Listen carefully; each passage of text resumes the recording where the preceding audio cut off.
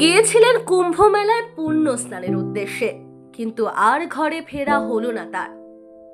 খবর আসে পদপৃষ্ট হয়ে মৃত্যু হয়েছে জামুরিয়ার বিনোদ রুই দাসের।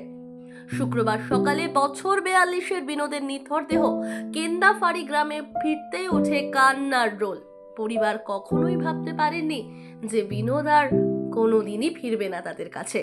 কাশী বিশ্বনাথ নেমেছে বেনারসে, ওইখানে কাশী বিশ্বনাথ ঘুরেছে, তারপরে মঙ্গলবারে ভোরে পৌঁছেছে। মঙ্গলবারে ভোরে পৌঁছে এবারে চাঁদের জন্য ওই দাম ছিল, এবারে পড়ে গেল না কি হইলো, এবারে আমি তার জানি না।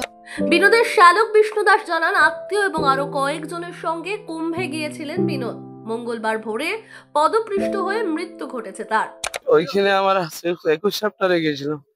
21 সপ্তাহে দাবি করে আমাকে এত লোক দেবে দিল যে কোনো বলার নেই, আমি একদম কিছু করতে পারলাম না। দেওয়ার পর অ্যাম্বুলেন্স সকাল ভোরে 6টার সময় এসে সবাইকে উঠাই নিয়ে গেছে। ওখানে সরকার কোনো ব্যবস্থা। বিনোদের বাড়িতে মা এবং স্ত্রী ছাড়া রয়েছে তার 2 মেয়ে এবং 1 ছেলে। পশ্চিম বর্ধমান জেলা পরিষদের কর্মাধ্যক্ষ পুতুল বন্দ্যোপাধ্যায় অভিযোগ করেন, বিনোদের ডেথ সার্টিফিকেট দেয়নি উত্তরপ্রদেশ সরকার। যোগী আদিত্যনাথের সরকারের ব্যবস্থাপনা নিয়েও ক্ষোভ প্রকাশ করলেন তিনি। আমরা সারা রাত তার বাড়িতেই ছিলাম, কিন্তু এখন একটু আগে ওখানকার ডেড বডি নিয়ে এসে আমাদের এখানে উপস্থিত হয়েছেন। এখন আমরা কেদাফাড়িতে আছি, কিন্তু যেটুকু জানলাম ড্রাইভারের কাছে যে ওনারা এখনো পর্যন্ত কোনো কাগজপত্র দেয়নি।